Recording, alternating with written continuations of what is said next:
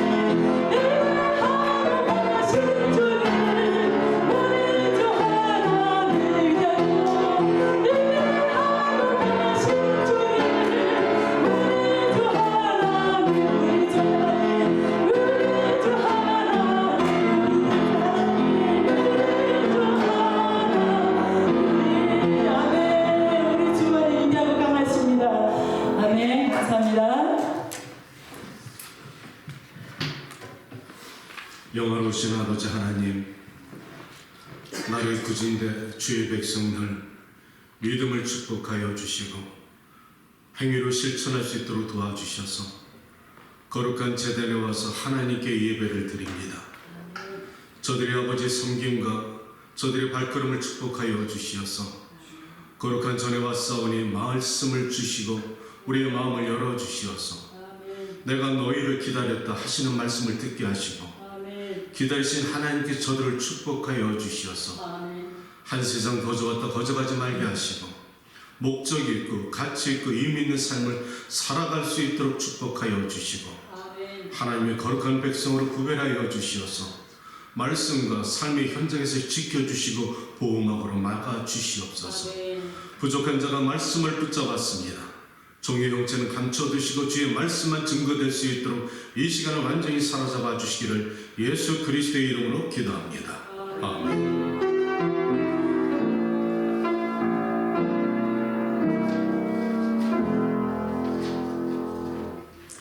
강도 말씀 예배 후 친교 시간이 있습니다. 다 함께 참석하시고 아름다운 교제 시간이 되길 바랍니다.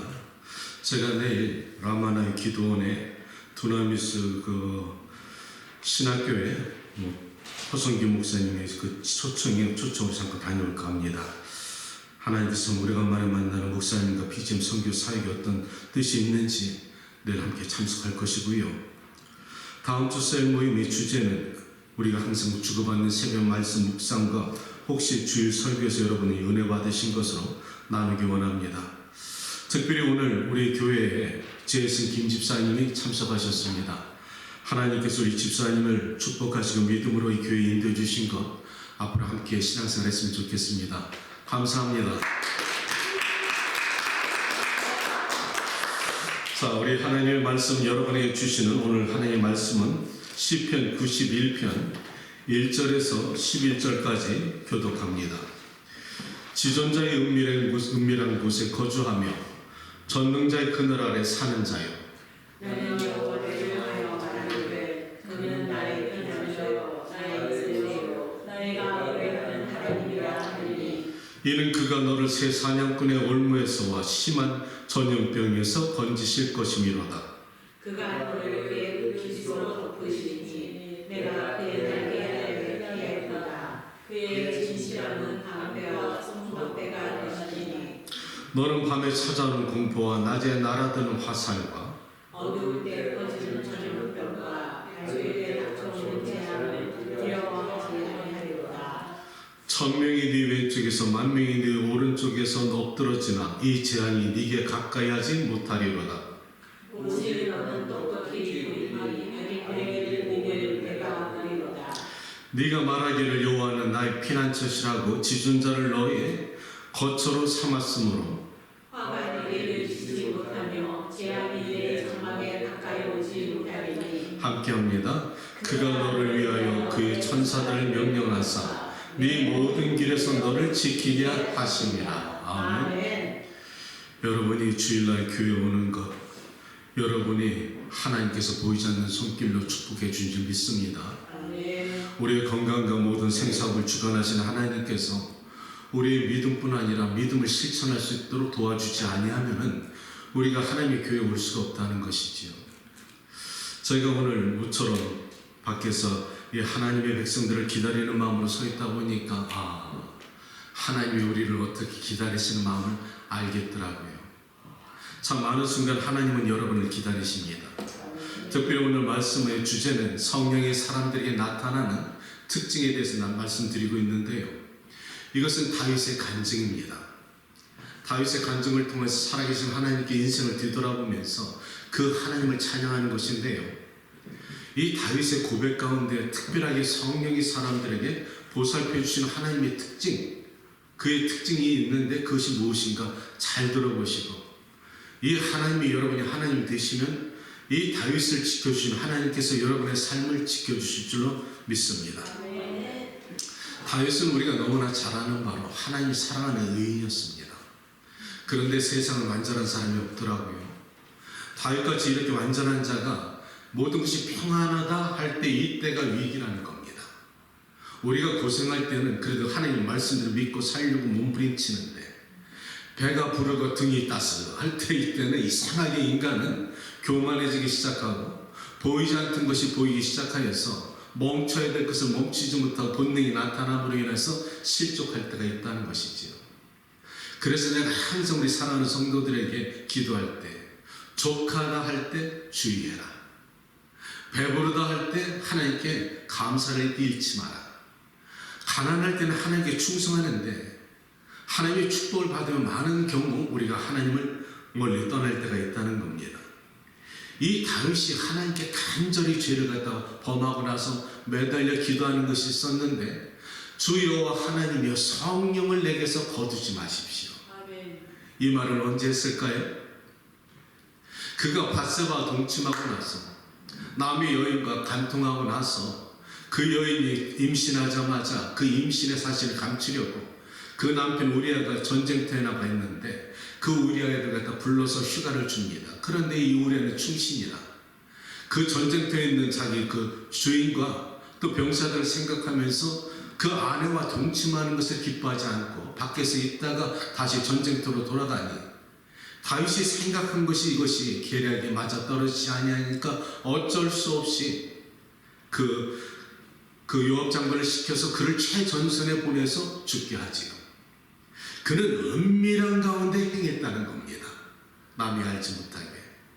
그런데 전능자 하나님의 눈길을 피할 수 없었다는 것이죠. 우리아가 죽고 나서 그 아내 그 밧세바를 불러서 그의 아내로 삼았다는 것이 하나님 보시기에 대단히 악하였다. 평생을 잘 살아왔는데 아무런 죄도 없이 거룩한 모습으로 살았는데 한 번의 죄가 엄청난 죄를 저질렀다는 것이지요. 남의 여인을 빼앗은 것도 부족해서 남편을 죽였다는 겁니다. 그때 하나님께서 선지자 나단을 통해서 보내서 말씀하시지요. 너는 은밀한 가운데 죄를 범했지만은 나는 백죄 네 죄가 모든 이스라엘 민족에서 드러나게 하리라. 와, 엄청난 말씀하십니다. 하나님의 눈을 피할 수 없다는 것이죠. 그때 이 다윗이 비로소 죄를 깨닫고 나서 시편 53편의 11절에 53편은 전편이 하나님께 회개하는 기도입니다. 그때 11절에 그가 가장 매달리는 기도가 있었는데 주께서 나를 버리지 마시고 주의 성신을 거두지 마십시오. 다른 거 다 좋습니다. 물질, 모든 건강, 예 좋습니다. 그러나 성령만큼은 거두지 마십시오. 왜 그랬을까요? 왜 다윗은 성령이 얼마나 귀하길래 성령을 거두지 말라고 했을까요? 성령 떠나면 산 것 같은데 죽은 목숨이라는 겁니다. 오늘 다윗은 91편에 모든 전편의 말씀이 성령 안에서 이루어지는 삶을 체험해 봤기 때문에 자기의 성신 떠나면 아무것도 아닌 것을 알고 그 즉시로 자기의 마음이 지옥이 될 것이고 기쁨과 평안도 잃어버릴 것이며 하나님의 보호막에 무너지게 되면 우리의 삶에 순간적으로 마귀가 들어온다는 것이죠. 알았다는 겁니다. 그러니까 다른 것은 다 좋지만은 성령을 거두지 말아주세요. 자, 그렇다면 이 성령 충만한 자가 왜 성령 거둘 때 두려워할까? 이것을 갖다가 구약에는 성령께서 하나님의 영이 사랑하는 백성들에게 내재하지는 않았습니다. 이것이 구약과 신약의 다른 점입니다. 구약에는 우리에게 하나님의 영이 임재하시고 우리 주변에서 지켜주십니다. 보호막이 되어주신다는 것이죠. 그런데 예수님께서 오신 후에 예수님이 신약에는 그가 떠나가시고 죽으심으로 인해서 약속하신 보혜사 성령을 보내줄 터이니 그가 너희 안에 임할 것이라 말씀하신 것이죠. 그래서 고린도후서 1장 22절은 하나님께서 말씀하시기를 예수님께서 말씀하시기를 그가 우리에게 인치시고 그리고 성령을 보증으로 주셨다. 이 말씀 잘 기억하시기 바랍니다. 여러분이 지금 하나님께서 내가 너를 인쳤다는 겁니다. 성령으로 인쳤다는 것인데 이게 무슨 말이냐? 도장 찍었다는 겁니다. 너는 내 자녀라는 것이지요. 영적으로 하나님이 찍었다는 겁니다. 그런데 이것은 우리 눈에 보이지 않아요. 영적으로 보이기 때문에 마귀와 천사와 귀신을 볼 수가 있다는 겁니다. 그런데 이렇게 앉아 있어도 하나님의 자녀 성령이 인친 것은 우리는 모르지만 하나님의 영, 또 그 귀신과 마귀는 안다는 겁니다. 그리고 너희들이 믿지 못하기 때문에 성령으로 보증을 줬다는 겁니다. 따라서 우리가 예수 그리스도를 오늘날 믿을 때 마음에 열고서 예수님을 영접할 때 보이지 않는 성령을 우리 안에 들어오시고 그 증거가 우리 안에서 나타나는 것이 있으니 어떤 사람은 알지 못하는 방언을 하게 되고 그것이 성령의 증거입니다. 너 내 자식이라는 것이죠. 어떤 사람은 갑자기 말씀이 깨달아지고 믿음이 생기고 예언을 하고 드러나는 여러 가지 은사 중에 있지만 많은 사람들이 알지 못하고 살아가는 경우도 있다는 것이죠. 왜냐하면 이 은사는 내 안에 내면에 주시는 은사도 있기 때문에 모르는 사람도 있다는 겁니다. 그러나 성령은 구약과 달리 신약에 사는 우리에게는 이 안에 내재하시고 우리가 이 땅에 살아가는 동안에 떠나지 않는다는 것입니다. 아멘. 이것이 성령의 축복이라는 것이지요. 아멘. 또한 시편의 51편 보면 다윗이 너무나 그 내용을 잘 알아서 주 앞에서 나를 쫓아내지 마시고 하나님의 말씀 가운데 살아갈 수 있도록 도와달라 말하고, 요한계시록 7장 4절에는 이스라엘의 하나님께서 이스라엘의 인친자가 몇 명? 14만 4천 명. 말세가 되면은 하나님께서 이스라엘의 백투 예루살렘 복음이 들어갈 때 그때 마지막 말세인데, 영적으로 하나님 이스라엘 민족 인친자들이 14만 4천 명이 될 것입니다. 이것은 하나님이 주신 비유의 숫자입니다. 우리가 아는 숫자의 개념이 아니라는 것이죠. 이 말씀을 통해서 우리에게 깨닫게 해주시는 것은 하나님의 인친 사람이 있다는 겁니다. 여러분은 하나님의 보호를 받고 계십니까? 아멘. 아멘. 축복합니다. 그런데 우리가 인간이 가장 처음으로 하나님께 보호받던 사람이 누구일까요? 놀랍게도 창세기로 거슬러 올라가야 됩니다. 창세기 4장 5절에 가면 하나님께서 아브라함과 하와를 통해서 자식을 낳았는데 그 맏아들의 이름이 가인. 자, 잘 보십시오. 이 아담과 하와는 어린아이로 태어나지 않았습니다. 청년 시기에 하나님께서 만들어서 흙으로 만들어졌습니다. 그런데 아담과 하와가 육체적으로 연합해서 최초의 육체적으로 나타난 아들이 가인입니다. 그런데 놀랍게도 에덴을 떠나고 죄가 이 땅에 들어오면서 인류의 처음 조상 가인이 죄인이었다는 것이죠. 이거 놀랍습니다.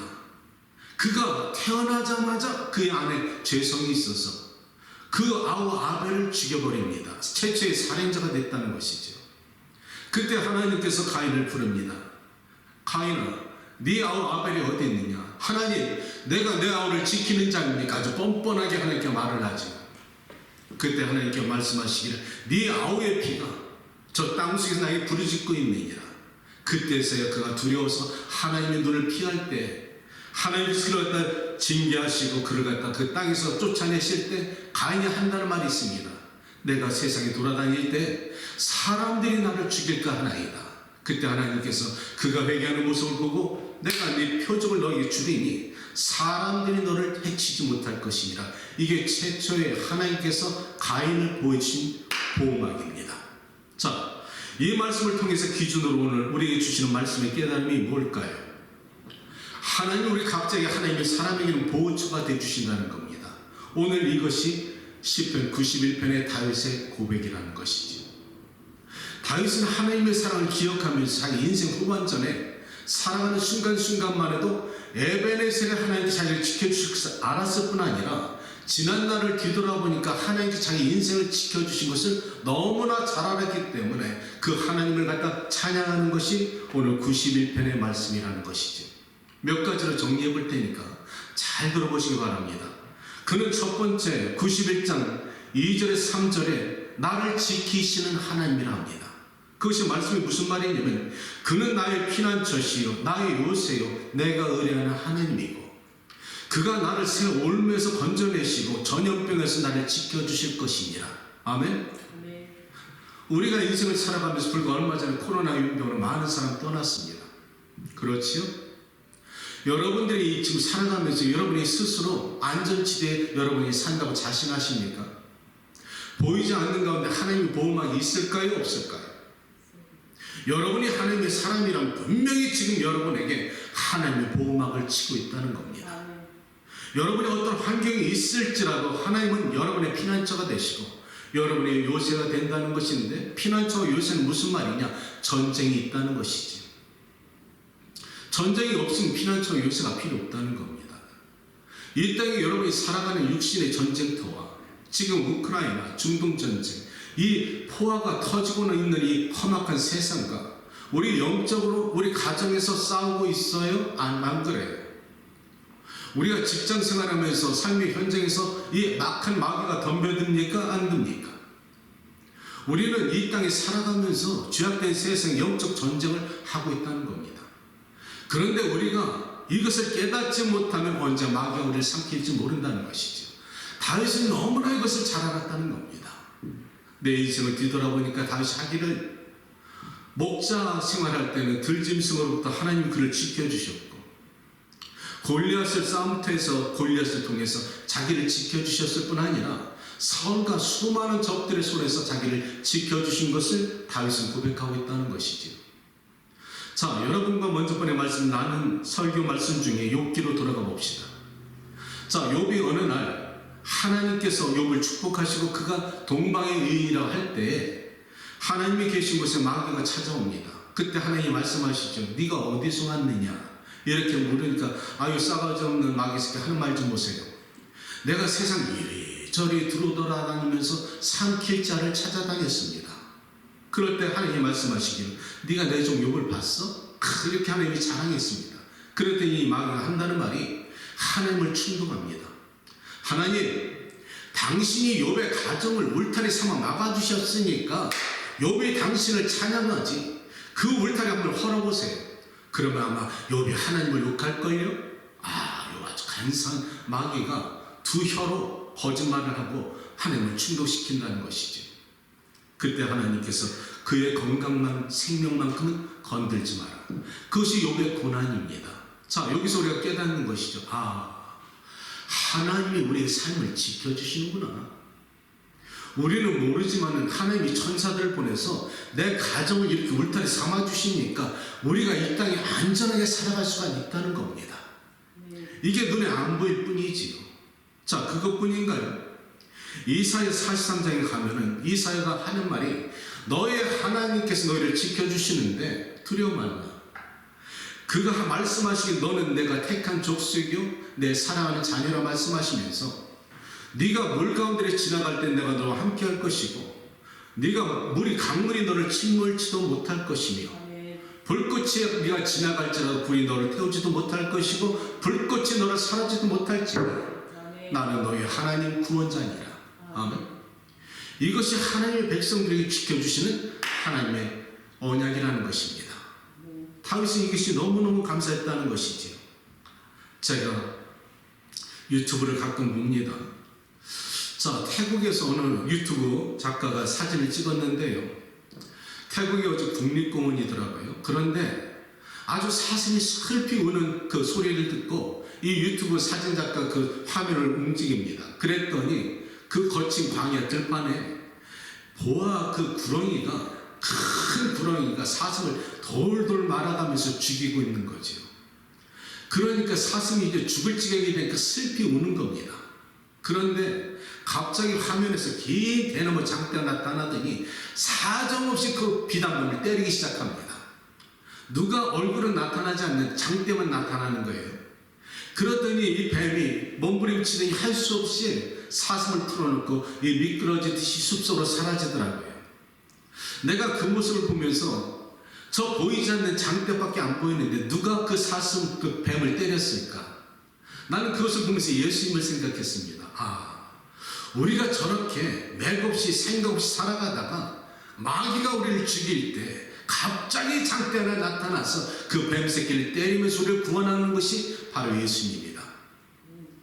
그런데 여러분, 난 이 유튜브에서 참 놀라운 것을 발견하는데요. 뱀은 기어가는 동물입니다. 그렇죠? 그런데 사슴은 뛰어갑니다. 아니, 어떻게 뛰어가는 동물이 기어가는 뱀에 넋놓고 있다가 이렇게 죽어갈까요? 왜 그랬을까? 사슴은 자기 눈앞에 보이는 어떤 것에 홀려가지고 거기에 집중하다 보니까 슬며시 찾아오는 뱀을 갖다가 깨닫지도 못하고 순간적으로 덮칠 때 방어할 능력이 없었다는 겁니다. 이것이 욥기에 나오는 사탄이죠. 내가 세상 이리저리 돌아다니면서 삼킬 자를 찾아다녔습니다. 그러다가 어느 집에 가보니까 아무런 능력도 없고 세상 걱정 근심 먹고 사는 것에 눈이 팔려가지고 험한 것에 마음 쫓기고 거기에 집중하는 사람들이 갑자기 달려들어서 삼켜버린다는 것이지요. 오늘날 그런 사람 많습니다. 그런데 여러분과 내가 이 비오는 날 하나님의 거룩한 교회에 찾아 나와서 예배를 드릴 수 있는 것은 하나님이 여러분을 지켜주셨기 때문에 여러분의 건강한 발과 믿음의 실천을 통해서 열매가 나타나는 것이 여러분의 지금 이 현상이라는 것이죠. 본질은 여러분 안에 믿음이 승리하게 했다는 겁니다. 아멘. 그리고 두 번째는 채워주시는 하나님을 이 다윗은 고백하고 있는데요. 하나님은 우리가 구하기 전에 모든 것을 채워주신다는 겁니다. 마태복음 7장 7절에 가면은 하나님의 말씀에 너희가 악한 자라도 너희 자녀에게 좋은 것을 주시지 않겠느냐. 우리가 악할지라도 내가 강도요 살인자라 할지라도 내 자식만큼은 끔찍하게 생각하지 않겠습니까? 하물며 너희 천부께서 너희가 구하지 않아도 좋은 것을 주지 않겠느냐. 믿어라의 말씀이지요. 아멘. 그리고 시편의 37편에 다윗이 고백하기를 의인의 사람들이 버림을 당하거나 그의 자손들이 걸식하는 것을 내가 본 적이 없노라. 이야, 다윗의 말입니다. 내가 보니까 하나님을 사랑하는 모든 사람들은 하나님께 버림받은 사람이 없더라. 그리고 보니까 그의 자손들은 항상 잘 되더라. 걸식하지 않더라 이 말입니다. 여기서 우리가 깨닫는 거, 내 믿음이 자손에 대해 가는구나. 아멘. 내가 하나님의 사랑받고 하나님의 인정받는 믿음의 자녀가 되면 내 자손에게 축복을 받는다는 것입니다. 채워주시는 하나님. 일용할 양식을 구하지 않은 거 하나님이 채워주시는 그 놀라운 역사가 어디에 대표적으로 있었을까요? 광야 40년. 이 광야 40년은 사실 설교로 말해도 수십 번 수백 번 할 수가 있을 것 같습니다. 그 안에 담겨진 의미가 너무나 깊어서. 자, 한번 들어보십시오. 하나님이 우리를 어떻게 일용할 양식을 갖다가 구하지 않아도 채워주십니까? 여러분이 너무나 잘 아는 것처럼 애굽에 종되었던 이스라엘 민족은 430년 동안에 종생활했습니다. 자, 그렇다면 몇 대에 걸쳐서 종노릇 했다면 그들에게는 비전이 있을까요? 없습니다. 아주 자연스럽게 종노릇의 정체성이 스며들어가지고 태어나면서부터 종이고 죽을 때까지 종이니까 그것이 한 세대가 아니라 계속 430년도 몇 세대가 되니까 아주 익숙해져 버렸어. 그러니까 그들은 그 안에서 불평하면서도 먹고 사는 것에 자족했다는 겁니다. 그러나 그들의 노고가 너무 갈수록 힘들어지니까 그들이 부르짖을 때 하나님께서 들으시고 모세를 통해서 그들을 끌어내셨는데 종의 정체성을 광야로 이끌어냈는데 그 광야에서 하나님이 기적을 체험했음에도 불구하고 3일쯤 되니까 물이 떨어졌네. 기적을 봤단 말이에요. 그런데 물이 떨어지니까 자연적으로 이들이 불평이 나오는 게 죽을 곳이 없어서 모세에게 말하기를 애굽에서 차라리 죽었으면 좋을 뻔했다. 내가 죽을 곳이 없어 광야까지 끌어냈느냐 이렇게 불평하는데 곰곰이 여러분 한번 그들의 불평을 생각해 보십시오. 일리 있다는 거예요. 일리 있어 이거. 왜냐하면 광야 보니까 애굽 땅과 하늘과 땅 차이야. 애굽에는 비록 종소리 했지만 거기서 주는 배급제가 있었고 그 죄악된 세상 속 육신의 정욕이 있었고 죄의 쾌락이 있었고 훔치고 도적질하고 때로 사람 죽이기까지 하는 경쟁사와 도시 문화가 있었는데 그 죄악된 것을 끄집어내니까 광야 땅에는 먹을 것이 없네. 애굽에는 나일강이 풍요롭게 흐르고 있고 곡식도 많아서 조금씩 먹고 살 수 있는 것이 있었다는 것이죠. 그런데 이 광야 보니까 물도 없어, 추설 곡식도 없어, 집도 없어, 낮에는 그 덥고 밤에는 춥다는 거예요. 자, 이러니까 죽음의 땅 아니라고 어떻게 말하겠습니까? 그런데 놀라운 것은 왜 하나님이 그랬을까?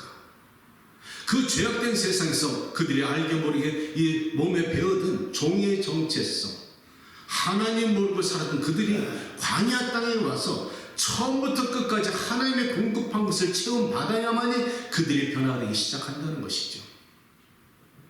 그들은 추수할 것이 없었습니다. 그러니까 하나님께 아침에 만나를 내려주시니까 그 만나를 먹고서 꿀떡을 막 먹고 살았다는 것이죠. 고기를 먹고 싶다. 한때 하나님께서 메추라기를 보냈습니다. 그리고 그들이 물이 먹고 싶다. 반석에 물이 터지게 하십니다. 춥다 덥다 불평할 때 낮에는 구름을 갖다 덮어주셔. 사막의 그 기온은 구름만 있으면 서늘합니다. 밤에는 춥습니다. 그럴 때 하나의 불기둥으로 그 진중에 돌아다니면서 훈훈하게 하신다는 겁니다. 놀라운 것은 40년 동안에 옷과 신발이 헤어지지 않았더라. 자, 누가 했어요? 자신들의 능력을 한 것이 하나도 없다는 겁니다. 하나부터 열까지 하나님이 공급해 주셨다는 것이지요. 이것이 하나님이 너희가 아무것도 하지 아니할지라도 내가 너희를 이용할 것을 주고 내가 너희 필요한 것을 채워준다는 겁니다. 이것을 깨달은 이스라엘 민족이 서서히 변화되어야 되는데 그 이스라엘에서 애굽에서 쫓아나온 잡족들이 가끔 가다가 불평하는 데가 있었다는 것이죠. 자, 그래도 하나님은 그들을 축복하시면서 그 광야 학교를 통해서 이스라엘 민족을 변화시켰다는 것입니다. 나는 가만히 말씀 묵상하다 보니까 아이고, 광야가 이게 고통과 고난이 아니었네. 오히려 광야가 축복이었네. 그들은 백수였다는 것이지요. 노동 안 했습니다. 자유인입니다. 그런데 하나님께서 매일 아침에 먹을 것을 주고 아무런 노동하지 않았으니까 시간이 남았는데 성막 중심으로 신앙생활을 하다 보니까 아침에 눈 뜨면 찬양과 예배를 드리고 저녁에 밤이 되면 사막에 모닥불 피워놓고 둥그렇게 원 삼아서 찬양하고 그는 여호와 하나님 사막의 꽃이 피어나리라. 이스라엘 찬양을 부르면서 하나님께 찬양하는 그곳이 천국이었다는 것이죠. 내가 성령 사역을 하면서 3박 4일 동안에 그 은혜를 받다 보면은 나중에 모든 사람들이 집으로 돌아가기 싫어합니다. 여기가 천국이었다는 거야. 내가 그렇더라고. 여기가 천국이더라고. 아침에 눈만 뜨면 성김이들이 다 먹을 거 줘. 그리고 또 눈만 뜨면 찬양하고 기도하면은 세상 걱정 없어. 뱅크 은행에 그 어카운트에 걱정할 거 없어. 나를 괴롭히는 사람 없어. 직장 나갈 거 없어. 아, 여기가 천국이더라고. 그런데 광야가 40년 동안 그런 생활을 했다는 거야. 여러분, 이것이 왜 행복했을까? 하나님이 함께 있기 때문에. 자, 인류 역사상 아담 시절부터 지금까지 가장 행복했을 때가 언제일까요? 광야. 또 인류 역사상 가장 행복한 시기가 아담과 하와 때입니다. 아담과 하와 때인데 가만히 생각해 보세요. 아담과 하와 때는 오늘날 우리 문명과 문화에 그 갖추고 있는 것이 그때 있었어요? 없었죠. 근데 왜 그때는 행복했을까? 그리고 오늘날 여러분이 행복하십니까? 지옥 같은 세상이라 여러분 불평하지 않아요? 가끔가다? 세상에 우리 형편에 주변에 많은 문화의 문명과 편리한 것도 많고 누릴 것도 너무 많고 차도 있고 필요하면 비행기 타고 돌아가 다니고 너무나 편리한 것이 이 땅인데 왜 이 땅에는 우리가 지옥 같다 하고 그 아담과 하와의 시절에 지금으로 생각해보면 깡촌이지요. 완전 미개발 지역입니다. 그런데 그때는 왜 행복했을까? 그때는 비교할 것이 없었다는 거예요. 아담과 하와 시절에는 하나님이 먹을 양식만 주면은 부끄럼도 모르니까 부부지간에 벗고 다니는 흉이 될 것도 없고 이러한 양식이 풍부하면은 죄가 없는 것이 천국이더라. 오늘날 풍요로움 많은데 죄가 관영되니까 이 풍요로움 속에 미움과 다툼과 원망과 남을 죽여야 내가 살기 때문에 경쟁 시대가 있기 때문에 풍요로움 가운데 죄가 없으면 천국인데 그렇지 않다는 거예요. 따라서 우리가 깨닫는 것은 풍요로운 것이 행복이 아니라는 겁니다. 우리가 이런 양식만 주셔도 우리 안에 죄가 없으면 그 가정이 천국이다. 난 그런 천국이 여러분이 가정이 되시기를 축복합니다. 세 번째는 높이시는 하나님입니다. 91장 14절에 보면은 하나님이 이르시되 그가 나를 사랑한즉 내가 그를 건지리고 그가 내 이름을 안즉 내가 그를 높이리라. 내 이름을 안다는 것은 트러스트입니다. 그가 나를 믿으니까 내가 그를 높여주리라. 아멘. 다윗은 목동이었습니다. 집안에서도 소외된 막내 아들이었습니다.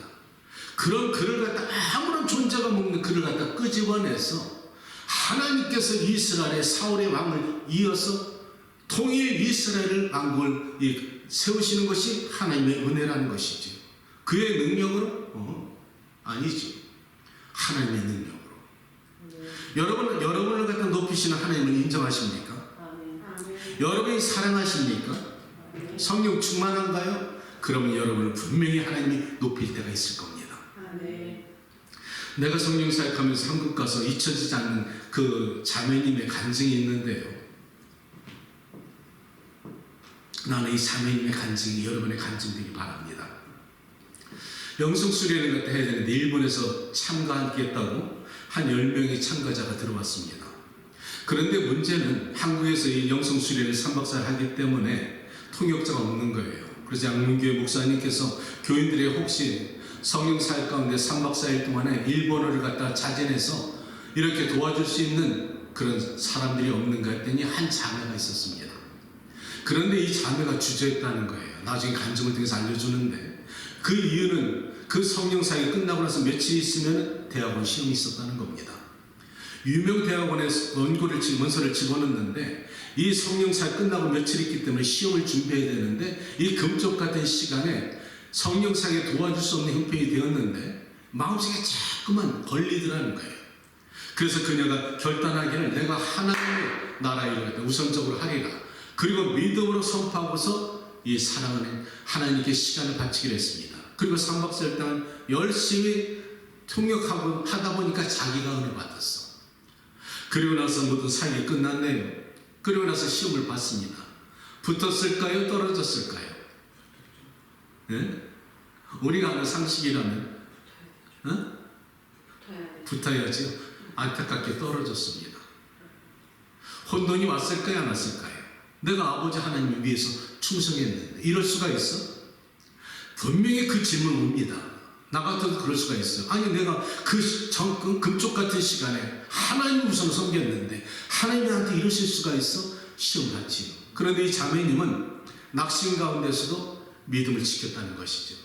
그런데 불과 며칠 지나서 일본에서 통지가 하나 왔는데 일본 동경대학에서 원서 접수를 받았으니까 와서 시험 치러 왔다는 거예요. 일본 동경대학이면 세계에서 알아주는 대학입니다. 자기가 국내 유명 대학원과 일본 대학원에 넣었는데 일본 대학원에 넣었지만은 상상도 안 했다는 거예요. 근데 원서가 와가지고 시험 보라길래 얼떨결에 가보고 이게 무슨 일인가 싶어서 갔더니 시험날에 대해서 시험 문제를 딱 받았더니 받자마자 이 자매님이 눈물이 흐르더라는 것이죠. 왜 그랬을까? 그 대학원 시험은 대략 주간 시험입니다. 그런데 이 대학원 시험의 이 시험 문제가 자기가 대학교 졸업할 때 자기가 쓰던 논문의 내용과 똑같다는 거예요. 너무나 쉽게 그 문제를 풀었다는 겁니다. 기가 막힌 하나님이지. 우연일까요? 아니요. 하나님은 그녀의 믿음을 축복하셔서 첫 번째는 그녀가 대학원에 떨어졌지만 더 좋은 것을 얘기하셨다는 겁니다. 그래서 함부로 하나님의 뜻을 갖다가 불평하지 말라는 것이죠. 하나님의 은혜로 놀랍게 일본 동경대학원에 합격했다는 겁니다. 자, 그런데 문제는 또 한 가지 남았다는 거예요. 그 동경대학원을 다니려면 동경에 있어야 되는데 일본의 당시 물가가 너무나 비싸가지고 자취활동을 찾아다니는 자신의 버젯에 맞는 곳이 없더라는 거예요. 어떤 그 부동산 업자가 마지막이라 생각하여서 한 집을 소개해 줬는데 그 집에 들어가서 주인을 만나보자마자 이 자매님이 주저앉았다네. 그 주인이 누구냐? 한국에 성령사회가 와서 자기 테이블방에 자기가 통역했던 여자가 있는데 그 집사님이 건물 주인이었다는 거예요. 둘은 너무 어이없어서 놀라고 서로 부둥켜 안고서 울었다는 것인데 그날 이후로 이 자매님은 그 집안의 가족처럼 자기가 동경대학원을 마칠 때까지 할 수 있게 되었다. 눈물로 간증하더라는 것입니다. 아멘. 이것을 나는 여러분에게 말씀드리고 싶은 겁니다. 내 인생에 이런 간증 많지요. 그런데 내 간증, 그녀의 간증뿐 아니라 여러분의 삶에 어떻게 로또 받아갖고 큰 축복 받았다 이런 거 말고 생활 속에서 세밀하게 역사하시고 사람 관계 속에서 길을 열어주시고 놀랍게 내 앞서서 진행해 주시고 인도하시고 역사하시는 하나님을 체험하라는 것입니다. 내가 하나님 우선적으로 사랑할 때 하나님이 나를 세우신다는 겁니다. 아멘. 평안의 비밀을 갖다 누리라 하십니다. 하나님 우리가 예수 그리스도 안에서 살아갈 때 이렇게 여러분의 믿음 안에 생활할 때 밖에 비가 오고 폭우가 몰아치고 할지라도 하나님이 여러분의 반석이 되시고 피난처가 되어주실 것이다. 아멘. 마지막으로 하나님은 승리하게 하신다는 것인데 오늘 7절 말씀입니다. 1000명이 네 왼쪽에서 10,000명이 네 오른쪽에서 엎드러지나 이 재앙이 네게 가까이 하지 못하리라. 아멘. 우리의 살아가는 인생 여정길에 1000명과 10,000명이 내 주변에 나를 갖다 죽이려 덤벼들어도 하나님께서 내가 너를 지켜주실 것이며 그 재앙을 갖다 네가 나귀는 쓰러질지라도 너는 그것을 구경하는 구경자지 너에게는 해가 없다는 겁니다. 이 하나님께서 우리를 갖다 지켜주신다는 것을 오늘 성경은 말하고 있다는 것이죠. 다윗은 그렇게 살았다는 겁니다. 수많은 죽음의 골짜기, 사망의 엄청난 골짜기에 당길 때 하나님께서 그를 그렇게 지켜주셨다는 것이죠. 인생을 어떤 사람이 말하기를 바다에 떠있는 일업 편주라고 그랬습니다. 그렇죠? 자, 바다에 떠있는 일업 편주는 바람이 순풍이 불 때 미끄러지지 가는 것이 인생이지요. 그런데 어느 날 갑자기 바울이 배를 타고 로마로 가는 중간에 유라굴라라는 그 광풍에 닥쳤을 때 죽기 직전이었다는 겁니다. 인생이 그럴 때가 있다는 것이죠. 한치 앞도 내다보지 못하는데 이렇게 살아가다 갑자기 교통사고 당할 수도 있고 우리 자녀가 무슨 문제가 생길 수도 있고 내 사업과 내 삶의 현장이 무너질 수도 있다는 겁니다. 그럴 때 하나님께서 여러분을 지켜주실 것이란 말이지요. 그런 고난과 고통 속에 믿음이 있으면 베드로와 바울처럼 감옥에 갇혀 있을지라도 내 모가지가 날아갈 찬수 지경인데도 불구하고 그 감옥에서 잠을 잘 수 있는 그 믿음은 어디로부터 왔는가? 하나님을 신뢰할 때. 바울도 마찬가지. 감옥에서 하나님을 찬양하고 있더라는 거예요. 왜? 하나님이 우리에게 평안을 준다는 겁니다. 인생에도 살아가는 일은 거친 파도 지날 때 급하면 예수님께서 제자들을 살리기 위해서 파도를 밟고서 그 거친 파도를 밟고서 오신다는 겁니다. 이 은혜가 여러분의 삶에 있기를 주님의 이름으로 축복합니다. 우리가 끝났다 할 때 그때가 하나님의 손길이 우리에게 임할 때입니다. 여러분, 나는 오늘 이렇게 말씀을 증거하면서 오늘 우리 재신 김 집사님 모셨는데 사실 우리가 믿음이 있노라 하면서 실천으로 행하기는 어렵습니다. 그런데 우리가 믿음을 갖다 실천할 때 열매가 나타나기 시작하는데 이렇게 비가 오는 날 사실 집에서 교회는 가야 되는데 생각하면서 테레비 앞에 있는 분 있을까요? 없을까요? 있어요. 믿음은 있는데 실천을 못하는 오늘 이렇게 환경 속에서 믿음을 실천하실 수 있는 분은 하나님이 여러분을 축복했다는 겁니다. 하나님은 그걸 원한다는 거예요. 하나님 내가 너희를 축복해 믿음을 주는데 실천은 너희들 몫이라는 겁니다. 나의 몫이라는 것이죠. C.W. 루이스가 말하기를 너희가 하나님 앞에 절대적으로 의지할 때 너희의 삶에 어둠이 물러갈 것인데 그것을 비유로 우리에게 말씀해 준 것이 자, 전등불이 켜지죠. 근데 전등불을 갖다가 아울렛의 코드를 빼면 어떻게 될까요? 전등이 꺼지죠. 아울렛의 코드를 빼는 것을 모르고서 아무리 스위치를 받고 돌려봤자 불은 들어오지 않습니다. 전기 있다면 괜찮죠. 그러면 어떻게 될까요? 이 빠진 코드를 아울렛에 꽂으면 됩니다. 이게 진리라는 것이죠. 우리가 하나님 앞에서 선이 빠지고 기도가 빠지고 말씀이 빠지고 예배가 빠지면 산 것 같으나 죽은 것. 전등불을 담아도 괜찮고 그리고 모든 스위치도 문제가 없다는 겁니다. 문제는 선이 빠졌다는 것이지. 빠진 선을 다시 하나님께 코드에 꽂았더니 불이 들어오더라는 거예요. 어둠이 물러가더라는 거예요. 광명의 광채를 볼 수가 있다는 거예요. 그런데 우리는 코드는 빼놓고서 왜 불이 안 들어오는가? 왜 캄캄한가? 왜 내 인생이 이렇게 메말랐는가? 왜 기쁨이 없는가? 문제는 내가 코드가 빠진 것을 꽂아야 된다는 거예요. 어디에? 하나님께. 아멘. 마지막 15절 말씀하시길 때 성경은 이렇게 우리에게 말씀하십니다. 내게 간구하리니 내가 그에게 응답할 것이며 그들이 환난 당할 때 내가 그와 함께 그를 건지고 영화롭게 하리라. 그리고 그들을 장수하게 하리라. 그리고 내가 그들을 구원하리라. 하나님이 너희가 나를 사랑하고 나와 함께 연합하면은 너희가 환난 날에 나를 영화롭게 하리라. 그리고 너희가 장수할 뿐이며 또 너에게 구원을 이루어 주리라. 다윗의 축복이 오늘 우리에게 주시는 교훈 몇 가지 기억하시기 바랍니다. 성령의 사람들은 하나님이 지켜주신다. 성령의 사람들은 하나님의 평화로로 인도하신다. 하나님이 채워주실 뿐 아니라 하나님이 새롭게 하시는 이 축복이 여러분의 가정에 있기를 주님의 이름으로 축복합니다. 아멘. 기도합니다. 영원하신 아버지 하나님, 다윗의 말씀을 통하여서 성령이 사람들에게 주신 하나님의 놀라신 그 축복의 손길을 기억합니다. 오늘 이 말씀을 통하여서 다윗뿐 아니라 내 삶에 적용하게 하시고 나의 가정이 하나님이 지켜주시고 하나님이 보호하게 해주시고 하나님 우리 필요한 것을 채워주실 뿐 아니라 나를 높여주시며 고난 가운데 평안히 있게 하시고 하나님께 승리하게 하실 줄로 믿사오니 하나님 우리 관계를 연합하게 하시고 하나님이 주시는 모든 공급권 안에서 자족하게 하시고 감사할 수 있는 주의 백성 만들어 주시옵소서. 찬양을 드릴 때 하늘문을 열어주시고 성도들의 마음에 축복하시고 영광받아 주시옵소서. 예수님의 이름으로 기도합니다. 아멘. 우리 함께 찬양할 때 사랑합니다 나의 하나님 예수님 우리 함께 찬양합니다.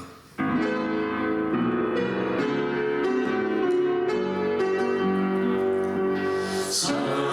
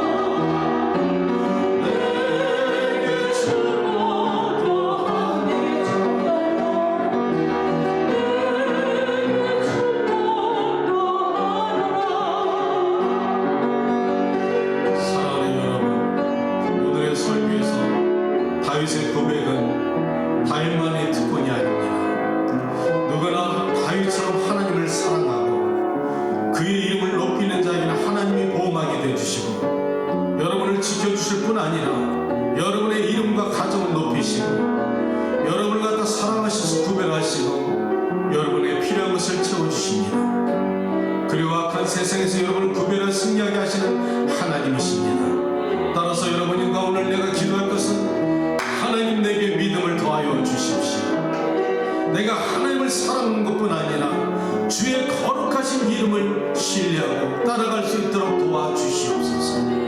그리고 나의 삶의 현장을 지켜주실 뿐 아니라 내 자녀를 지켜주시고 나의 가정을 붙잡아 주시옵소서. 사랑합니다. 나의 예수님, 나를 붙잡아 주시고 내가 하나님을 더 사랑할 수 있도록 최우선의 하나님께 나아갈 수 있게 도와주시고, 여러분과 오늘 내가 기도할 것은 하나님, 우리 교회 하나님의 백성들을 보내주시어서 그 믿음뿐 아니라 실천할 수 있도록 발걸음을 인도하여 주시어서 하나님의 은혜를 체험하는 하나님의 백성 만들어 주시옵소서. 교회를 위해서 기도해 주시기를 간절히 바랍니다. 우여 주의 한번 부르짖어 기도합니다. 주여, 하늘의 문을 열어 주시옵소서. 오늘 이 시간에 주의 성령께서 저들을 붙잡아 주시기를 원합니다. 오 영원하신 아버지 하나님, 이 시간에 말씀을 인도하여 주십시오. 어둠의 권세는 떠나게 하시고 나사렛 예수 이름으로 떠나게 도와주시고, 성령 하나님께 저들의 발걸음을 인도하시는 것처럼 저들의 심령을 변화시켜 주시기를 간절히 바랍니다. 세상에서 물들고 세상에서 찌들어진 모든 아버지 관습과 아버지 죄악 속에서 나사렛 예수 그리스도의 보혈이 저들의 머리부터 발끝까지 새롭게 하여 주시고, 우리 죄악된 것을 아버지 멀리 하나님 던져주시고 그리스도의 보혈의 능력으로 새롭게 만들어 주시면서 말씀의 심령 속에 들어오게 하시고 말씀의 은혜가 저들의 심령 속에 하나님 강해시켜 주시기를 간절히 간구합니다. 하나님, 오늘 다윗의 고백처럼 나의 인생을 지켜주시고 나의 인생을 다 평안으로 인도하여 주시며 하나님 나를 높여주시고 나를 승리하게 하시며 내 필요한 것을 채워주시는 아버지 하나님, 내가 하나님의 이름을 거룩하게 영화롭게 할 때 하나님 일이 없어서 진행하시고 역사하시고 하나님을 내 삶에 체험하게 도와주시고, 입으로만 주여 주여 하는 것이 아니라 내 가슴으로 아버지를 사랑하는 믿음의 성도들이 될 수 있게 도와주시고, 지식적으로 하나님을 아는 것에서 떠나서 가슴으로 울고 하나님을 가까이 할 수 있는 성도들이 되게 도와주시고, 하나님 힐링교회를 도와주시어서 오늘 주의 성도들의 발걸음을 인도하신 것처럼 하나님이 저들의 발걸음을 축복하여 주시고 공중권세를 막아주시어서 거룩한 말씀의 순종으로 이 땅에 나올 때 하나님이 저들의 심령 속에 찾아가시고 하나님의 마음을 열어주시어서 하나님의 성령으로 충만할 수 있도록 도와주시옵소서. 성도들의 가정을 축복하시기 원합니다. 물질이 들어지는 것만 하나님 나타나기 원합니다. 역사하시고 함께하여 주실 줄 믿습니다. 사랑합니다. 아버지 하나님, 우리를 지켜주시고 함께하여 주시옵소서. 영원하신 주님 감사합니다. 거룩한 전에 나올 때 하나님께 감사의 물질을 여기 올려드립니다. 10의 1조를 드리는 것은 하나님이 나의 주인인 것을 고백하는 신앙 고백입니다. 이 물질에 내 마음에 들려 올려줄 줄로 믿사오니 하나님의 거룩한 땅에 거룩한 곳에 주의 분향이 되게 도와주시고 천사가 올려지는 아름다운 물질 되게 도와주시며 저들이 드려지는 신앙 고백에 축복하여 주시고 하나님의 사랑하는 자녀들이 이 땅에 살아가는 동안에 필요한 것을 채워주시며 간증이 넘쳐나게 하여 주시고 살아계신 하나님과 동행할 수 있도록 저들의 가정과 자녀와 모든 사업과 삶의 환경을 축복하여 주시옵소서. 특별히 오늘 이 자리에 함께 하신 우리 재승 집사님 가정을 축복하여 주시고 믿음의 하나님의 동역자가 되게 도와주시고 하나님의 특별한 보호하심이 저 가정과 자녀들에 있기를 원합니다. 자리에서 일어나시기 바랍니다. 축도합니다. 지금은 우리를 주에서 구원하신 나사렛 예수 그리스도의 무한하신 사랑과 성령의 감동감과 교통하심과 하나님의 놀라신 은혜가 고개 숙인 사랑하는 권속들에게, 그리고 사모하고 있지만 멀리 출타 중에 있는 사랑하는 자녀들과 또 전쟁의 포화 속에서 수많은 죽어져가는 영혼과 삶의 현장과 선교지와 우리 자녀들이 있는 모든 현장 속에 지금부터 영혼까지 함께 계실지어다.